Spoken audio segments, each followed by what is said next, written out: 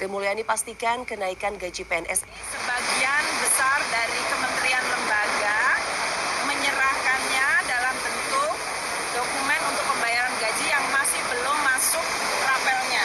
Karena PP-nya memang selesainya hampir mendekati. Sri Mulyani pastikan kenaikan gaji PNS. Sebagian besar dari kementerian lembaga menyerahkannya dalam bentuk dokumen untuk pembayaran gaji yang masih belum masuk rapelnya. Karena PP-nya memang selesainya hampir mendekati.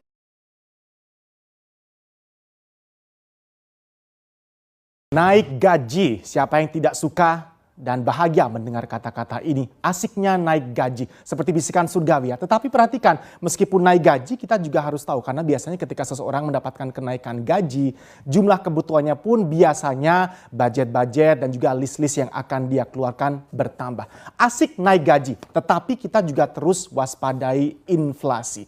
Untuk kali ini kita akan bahas dari PP yang membawa banyak berita gembira tadi, PP nomor 15 kaitannya dengan gaji PNS dan sudah ditetapkan. Apa di balik penetapan gaji tersebut? Ini kali ini kita akan kaitkan dengan tingkat inflasi karena kita akan dibandingkan kenaikan gaji yang terjadi selama masa pemerintahan Joko Widodo dan juga era kepemimpinan Susilo Bambang Yudhoyono di 10 tahun sebelumnya. Agar kita bisa menjadi fair karena mulai banyak yang membanding-bandingkan. Dibandingkan selama SBY memimpin karena Susilo Bambang Yudhoyono yang hampir tiap tahun di era kepemimpinannya selama 2 kali selalu rajin memberikan kenaikan gaji bagi para PNS dan PNS juga selalu sumringah di era SBY karena hampir tiap tahun mereka menikmati kenaikan gaji. Tetapi akan lebih fair kalau kita selalu garis bawahi konteks dan juga keadaan serta kondisi ekonominya jauh berbeda. Karena kondisi ekonomi pada periode tersebut dibandingkan yang sekarang jauh sekali berbeda. 2004 hingga 2014 tingkat inflasi jauh lebih tinggi dibandingkan 2015 hingga 2018 kemarin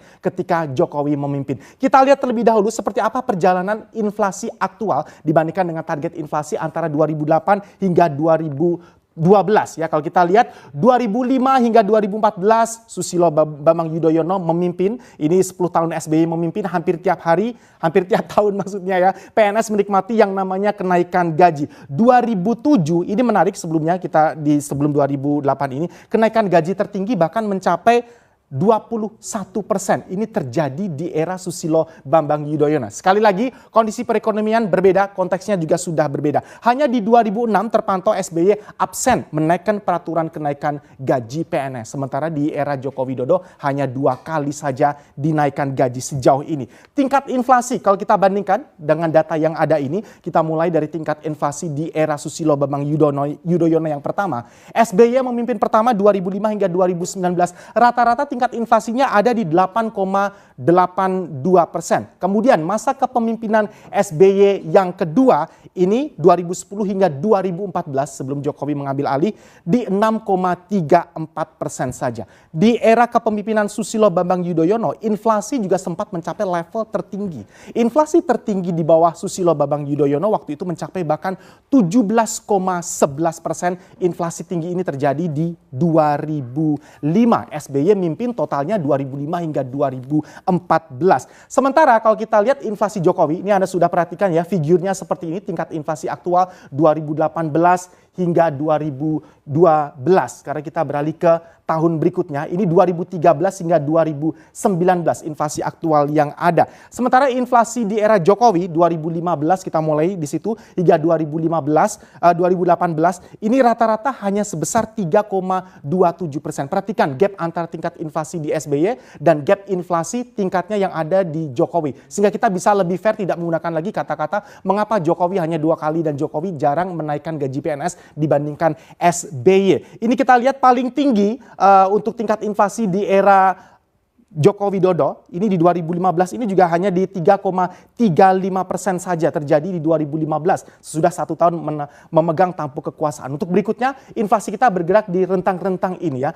3,02 2016, 2017 3,61, 3,13 2018, proyeksinya nanti di 3,5 plus minus 1%. Ini kenaikan gaji memang merupakan instrumen untuk bisa melakukan penyesuaian tingkat pendapatan terhadap keadaan ekonomi yang ada. Jadi wajar saja bila memang dirasakan perlu tingkat inflasi tinggi dan juga ada kenaikan harga-harga bahan pokok di sana, sudah saatnya menaikkan gaji. 2 kali saya distract karena ada warna merah keluar sendiri ya di touchscreen kita. Kita lihat berikutnya. Ini adalah kenaikan gaji pokok dari PNS dari 2008. Betapa rajinnya Susilo Bambang Yudhoyono menaikkan gaji PNS, gaji pokoknya hampir setiap tahun. Kecuali di 2016 kita lihat ini ada absen di sana ya. SBY absen menaikkan peraturan kenaikan gaji di tahun 2006 maksud saya. Ini kita lihat kalau kita mulai masuk 2015, 3 tahun berturut-turut di era kepemimpinan Joko Widodo tidak ada kenaikan gaji sama sekali. Yang menikmati tidak hanya PNS saja, tetapi juga TNI dan Polri. Seperti apa gambarannya, perubahannya seperti apa? Kenaikan gaji yang diberikan. Kita langsung saja persingkat dari golongan terendah, golongan 1A dengan masa 0 tahun dan juga masa jabatan yang tertinggi. Untuk golongan 1A sesudah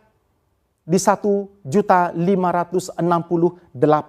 Sebelumnya di 1.486.500. Sementara itu golongan tertinggi, golongan 4E, sekarang di 5.901.200 untuk gaji pokok. Sebelumnya di 5.620.300. Bagaimana? Di tengah kondisi ekonomi global yang melambat itu artinya kita mau tidak mau harus mengupayakan untuk memperbaiki atau mengandalkan sisi domestik.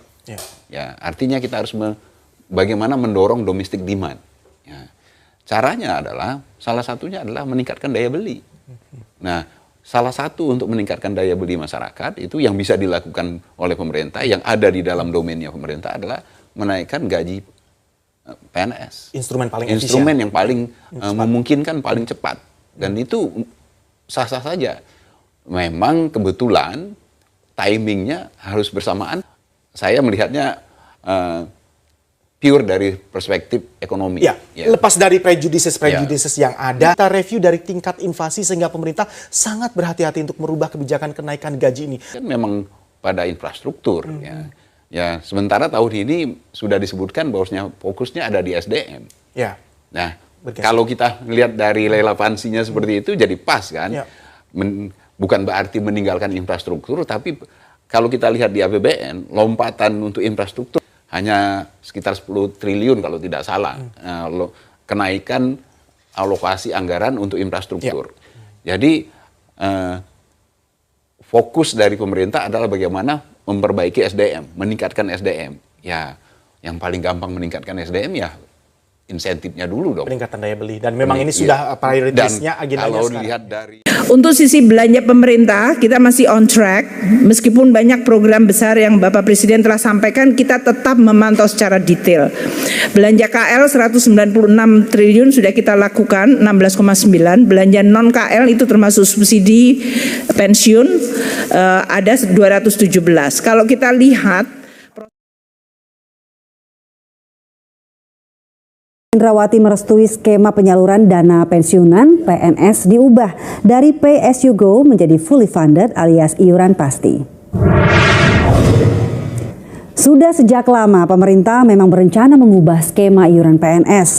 Saat ini skema pensiunan PNS adalah Pay As You Go, di mana perhitungan skema ini adalah dana pensiun dari hasil iuran PNS sebesar 4,75% dari gaji yang dihimpun PT Taspen ditambah dana dari APBN. Sementara itu, pemerintah akan mengubah skema tersebut menjadi iuran pasti alias fully funded. Dengan skema tersebut, uang pensiunan yang diterima PNS akan jauh lebih besar karena iuran yang dikenakan adalah persentase dari take home pay yang jumlahnya lebih besar. Skema fully funded selain diambil dari persentase THP, pembayarannya juga akan dibayarkan patungan antara PNS dan pemerintah sebagai pemberi kerja. Maka dari itu bukan hal yang mustahil pensiunan PNS bisa mengantongi 1 miliar rupiah. Rencana perubahan skema pensiunan ini bisa... Untuk sisi belanja pemerintah, kita masih on track. Meskipun banyak program besar yang Bapak Presiden telah sampaikan, kita tetap memantau secara detail. Belanja KL 196 triliun sudah kita lakukan, 16,9. Belanja non-KL itu termasuk subsidi pensiun, ada 217. Kalau kita lihat, prosentase dari belanja kita tidak banyak berbeda. Tahun lalu karena pemilu kita melakukan front loading untuk persiapan pemilu, memang persentase belanja adalah di 17,3. Tapi sebelum pemilu year 15,5, tahun ini 15,3. Jadi masih comparable, masih cukup baik. Untuk pensiun tetap kita bayar, kemarin ada kenaikan pensiun plus THR, kita tetap meningkatkan belanja, yaitu tumbuhnya 4%, tahun lalu karena ada kenaikan yang cukup tinggi. Subsidi tadi yang Bapak Presiden menyampaikan subsidi pupuk, coba bayangkan, kita di 2025 sampai dengan Maret sudah mengeluarkan 1,7 juta ton. Dan ini dilakukan secara tepat waktu dan tadi sesuai dengan instruksi Bapak Presiden, simplifikasi yang menjelaskan bagaimana kita bisa mensecure panen yang baik. Karena pupuknya datang pada saat memang dia tanam. Tahun-tahun sebelumnya pupuknya datang, ada anggarannya, tapi datangnya terlambat dan hilang. Jadi ini matters a lot. Reform itu sangat-sangat memberikan pengaruh yang luar biasa besar terhadap perbaikan apa yang ada di dalam pelaksanaan. Beberapa dari subsidi BBM, LPG 3 kilo, subsidi listrik, semuanya dari sisi volume mengalami kenaikan. Ini artinya APBN bekerja untuk melindungi masyarakat agar mereka yang bebannya terasa dalam situasi saat ini, mereka mendapatkan perlindungan dari APBN. Belanja pemerintah ke daerah, transfer juga dalam hal ini tetap terjaga dan on track. Ini bahkan yang oleh Bapak Presiden menyampaikan, kalau kita sekarang membelanjakan hampir sepertiga belanja kita ke pemerintah daerah, sudah seharusnya kita melihat setiap rupiah itu harus benar-benar bermanfaat untuk masyarakat. Dari mulai dana desa, dana bagi hasil, dana alokasi umum, dana alokasi khusus, baik itu yang fisik maupun non-fisik. Jadi semua angka di APBN memang dilihat secara lebih teliti. Itu barangkali yang membuat banyak yang tidak comfortable. Tapi ini tujuannya adalah untuk supaya meyakinkan bahwa setiap rupiah bekerja untuk bisa dinikmati oleh masyarakat secara langsung. Pembiayaan APBN, karena banyak yang mengatakan apakah APBN akan defisit dan defisitnya nanti akan berapa. APBN didesain dengan defisit 2,53%. Ini sesuai dengan Undang-Undang APBN yang sudah disetujui oleh DPR, yaitu Undang-Undang 62 tahun 2024. 2,53% itu artinya defisit 616 triliun. Sampai dengan sekarang defisit dan pembiayaan kita bisa issue 250. Untuk surat berharga negara kita 282. Memang terjadi kenaikan karena kita melakukan front loading mengantisipasi bahwa Pak Trump akan membuat banyak disruption. Jadi kalau kita melakukan front loading bukan karena kita nggak punya duit, karena kita memang strategi dari issuance kita untuk mengantisipasi ketidakpastian yang pasti akan membuat kenaikan. Jadi dalam hal ini kami ingin menyampaikan bahwa kita akan tetap menjaga APBN dan terutama utang dan juga defisit kita secara tetap prudent, transparan, hati-hati. Dan ini yang menyebabkan tadi disampaikan oleh Pak Menko, rating kita tetap terjaga, stable, bahkan outlook-nya pun tetap stable. APBN adalah instrumen untuk membiayai banyak program-program penting. Ketahanan pangan yang Bapak Presiden telah sampaikan tadi. Kita telah memberikan subsidi pupuk 1,3 juta ton di the first 3 months. Ketahanan energi, subsidi BBM, subsidi listrik, makanan bergizi sudah 2,6 juta penerima. Mungkin nanti kita update selalu setiap bulan untuk menyampaikan berapa yang sudah, dan nanti Pak Dadan juga bisa menyampaikan. Program-program pendidikan tetap kita jaga. Presiden meminta agar ini tetap dijaga. Bahkan ada inisiatif-inisiatif baru, itu semuanya dibiayai di dalam amplop APBN yang ada. Jadi jangan khawatir tidak jebol jebol APBN-nya. Banyak yang mengatakan apakah APBN-nya jebol? Tidak. Program-program Bapak Presiden ada di dalam ruang APBN yang ada. Program kesehatan termasuk pemeriksaan kesehatan gratis itu sudah dianggarkan di dalam APBN. Pembangunan desa termasuk koperasi desa itu juga nanti akan menggunakan dana desa. Governance-nya yang kita sekarang work out, tapi tidak menambah amplop sehingga kemudian orang menganggap oh akan ada pengeluaran yang akan membuat APBN kita menjadi tidak sustainable. Pertahanan semesta baik untuk alutsista dan juga industri pertahanan dalam negeri itu semuanya ada di dalam APBN kita. Dan Danantara yang di-establish termasuk penggunaan dividen itu sudah kita perhitungkan. Jadi kami ingin menyampaikan bahwa APBN tetap terjaga sebagai anchor confidence karena ini penting sekali. Dan antara dalam hal ini kami dengan Pak Rosan dan Menteri BUMN akan terus bekerja bersama. Seperti yang disampaikan oleh Bapak Presiden, ya harus dikelola secara prudent, transparan karena ini adalah harta untuk anak cucu kita. Kita akan mendesain dengan tata kelola di mana whistleblower ada, oversight cukup kuat, dan penekanan untuk tidak ada konflik kepentingan dan bebas korupsi. Untuk program-program yang sudah diidentifikasi tetap akan dilihat secara profesional sehingga tujuan yang baik dilaksanakan dengan baik dan dapat dikelola dengan amanah dan accountable. Itu yang tentu akan memberikan assurance. Bersamaan nanti kita akan bersama-sama dengan teman-teman BUMN dan Danantara untuk terus menyampaikan kepada para investor yang masih menanyakan karena Danantara dan APBN termasuk dua hal yang terus dipertanyakan.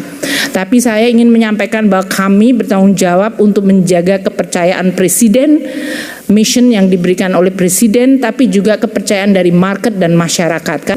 Merah Putih dan seluruh hadirin yang kami hormati, saya juga ingin menyampaikan selamat Idul Fitri kepada Bapak dan Ibu sekalian yang merayakan dan mohon maaf lahir batin.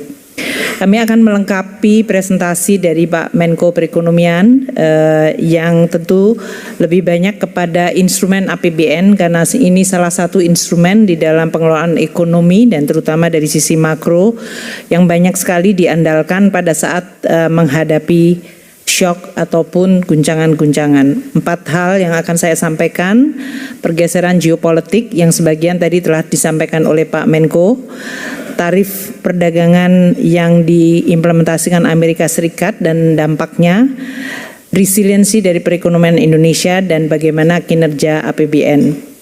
Ibu Bapak sekalian, kita semua memahami bahwa dunia berubah luar biasa. Pasca Perang Dunia Kedua, di mana pada saat itu negara Eropa porak-poranda dan harus dibangun, memunculkan suatu tekad bersama, terutama di negara-negara Barat, untuk memunculkan suatu institusi-institusi global seperti WTO, IMF, World Bank, di dalam rangka untuk mengelola perekonomian dunia agar bisa membangun kembali pasca puing Perang Dunia Kedua. Sekarang ini seluruh institusi global ini menjadi kurang efektif atau bahkan tidak efektif karena shareholder utamanya yaitu G7 terutama Amerika Serikat sendiri yang melahirkan institusi ini sekarang tidak lagi percaya pada institusi yang dibuat sehingga memunculkan suatu sistem yang sifatnya unilateral. Ini rule base yang selama dikenal sejak Perang Dunia Kedua sekarang menjadi tidak pasti.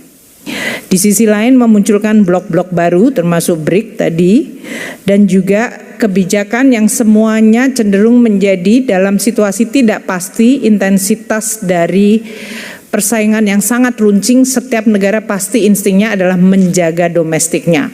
Maka banyak kebijakan ekonomi menjadi inward looking.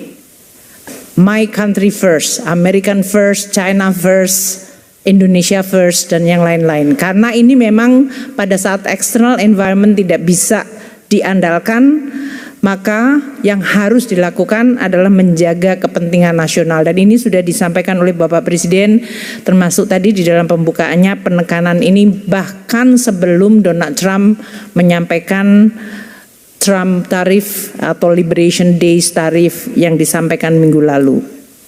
Tadinya kita masih berharap adanya supply chain yang berdasarkan perkawanan, makanya waktu itu muncul friendshoring, nearshoring. Sekarang bahkan tidak ada definisi yang disebut kawan atau friend lagi, karena Amerika terhadap Kanada, terhadap Meksiko, negara yang tergabung dalam NAFTA, ini pun juga yang dibidani oleh Amerika Serikat, sekarang ini di-abandon dan menjadi persaingan yang tidak ada lagi definisi kawan atau lawan. Inilah dunia yang kita hadapi. Kebijakan tarif Amerika menjadikan risiko ketidakpastian yang luar biasa. Kalau kita lihat timelinenya, selama satu episode 1 Februari hingga April ini, dalam 2 bulan telah mengubah lanskap perekonomian global. Pada saat Presiden Trump tanggal 1 April mengeluarkan executive order untuk mengatakan Kanada diberikan tarif 10% dan untuk energinya 25%, Meksiko diberikan tarif 25% dan Tiongkok 10%, itu telah mengubah seluruh tatanan perkawanan yang tadinya dianggap taken for granted itu akan terus berjalan. Sejalan dengan waktu muncul kemudian retaliasi atau respons dan ancaman tambahan untuk produk tertentu seperti baja dan aluminium. Kemudian muncul executive order yang baru tanggal 4 Maret persis sebulan yang lalu untuk menambah untuk Tiongkok 20% dan Kanada melakukan retaliasi. Timeline ini menggambarkan hanya dalam waktu 1 bulan dunia yang tadinya digovern dengan rule base sekarang tidak ada lagi kepastian. Ini yang menjadi salah satu yang perlu untuk kita perhatikan di dalam kita mengelola ekonomi. Tidak kita terus-menerus terkaget-kaget, namun pada saat yang sama kita tetap waspada. Tarif resiprokal yang disampaikan oleh Amerika terhadap 60 negara menggambarkan cara penghitungan tarif tersebut yang saya rasa semua ekonom yang sudah belajar ekonomi tidak bisa memahami. Jadi ini juga sudah tidak berlaku lagi ilmu ekonomi. Yang penting pokoknya tarif duluan. Karena tujuannya adalah menutup defisit. Tidak ada ilmu ekonominya di situ. Menutup defisit itu artinya saya tidak ingin tergantung atau beli kepada orang lain lebih banyak dari apa yang saya bisa jual kepada orang lain. Itu is purely transactional. Enggak ada landasan ilmu ekonominya. Jadi teman-teman ini ada ICI di sini, mohon maaf tidak berguna Pak ilmunya hari-hari ini.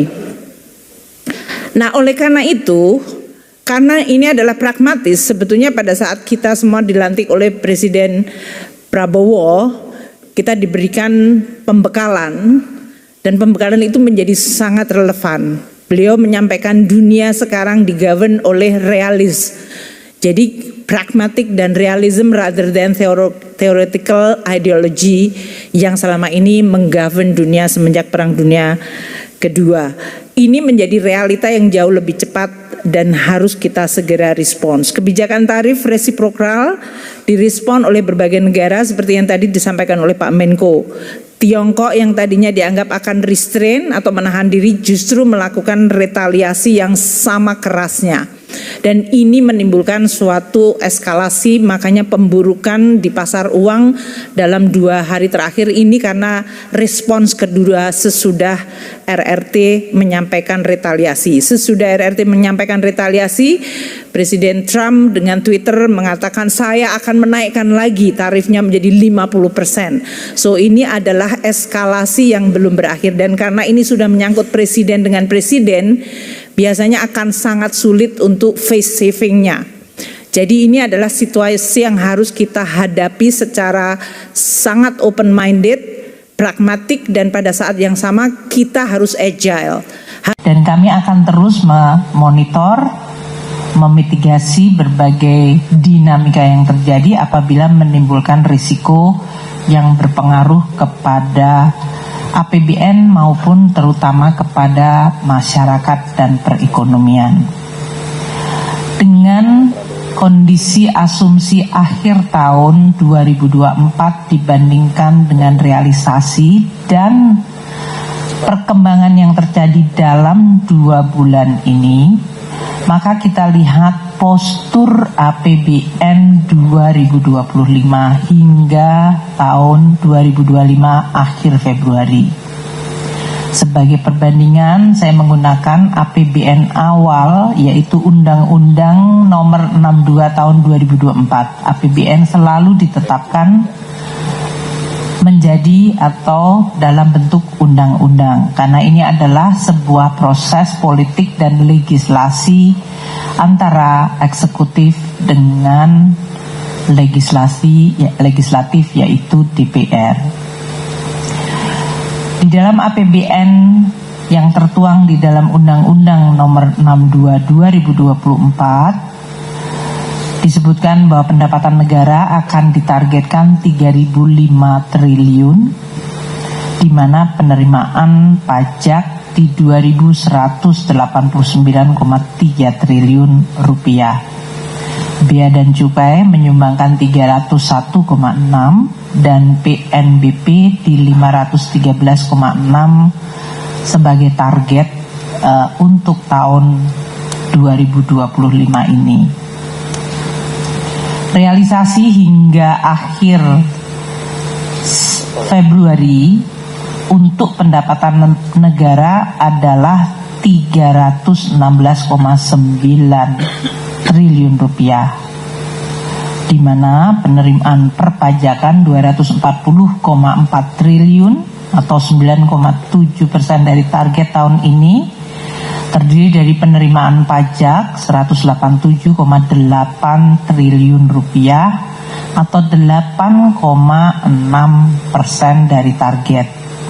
Sementara kepabeanan dan cukai 52,6 triliun, ini adalah 17,5% dari target 301,6 triliun di APBN. Untuk PNBP, kita telah mengumpulkan 76,4 triliun rupiah hingga akhir Februari. Ini artinya 14,9% dari target PNBP tahun ini yang sebesar 513,6 triliun rupiah. Dari sisi belanja, kita lihat APBN mendesain belanja tahun ini adalah sebesar 3.621,3 triliun rupiah. Ini terdiri dari belanja pemerintah pusat 2.701,4 triliun rupiah, di mana belanja KL-nya 1.160 triliun dan belanja non-KL 1.541,4 triliun. Transfer ke daerah di dalam Undang-Undang APBN 919,9 triliun. APBN 2024 didesain dengan defisit 616,2 triliun dan keseimbangan primer juga defisit 63,3. Itu adalah desain APBN 2025. Sehingga ini saya menggunakan ini untuk bisa menaruh di dalam konteks akhir Februari. Pembiayaan tahun 2025 ini juga menurut undang-undang akan mencapai 616,2 triliun rupiah. Nah, realisasi yang terjadi untuk belanja negara hingga akhir Februari, ya, dengan berbagai yang nanti akan disampaikan oleh Pak Wamensua, terjadinya impres, efisiensi dan lain-lain, kita masih melihat belanja negara 348,1 triliun. Realisasi di mana ini adalah 9,6% dari total belanja yang akan dianggarkan tahun ini.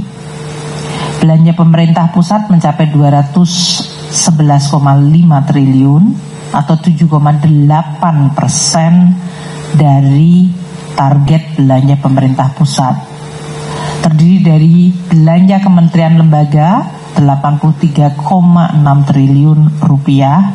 Ini juga sekitar 7,2% dari total belanja tahun ini untuk kementerian lembaga, dan belanja non-KL mencapai 127,9 triliun atau 8,3%. dari total belanja non-KL. Untuk transfer terlihat lebih maju, yaitu kita telah mentransfer ke daerah sampai akhir Februari mencapai 136,6 triliun. Dari persentase ini lebih tinggi dari bahkan kecepatan belanja pemerintah pusat, yaitu 14,9% dari total transfer tahun ini sebesar 919 triliun. Untuk posisi 2025 akhir Februari, keseimbangan primer dalam posisi surplus 48,1 triliun. Di dalam APBN undang-undang nantinya kalau itu terlaksana semua adalah 63,3 defisit, jadi ini masih positif. Sedangkan dari total keseimbangan terjadi defisit 31,2 triliun rupiah untuk posisi akhir Februari, atau ini sebesar 0,13 dari PDB. Saya ingatkan kembali kolom sebelahnya, APBN didesain dengan defisit 616,2 triliun. Jadi ini defisit 0,13%, tentu masih di dalam target desain APBN sebesar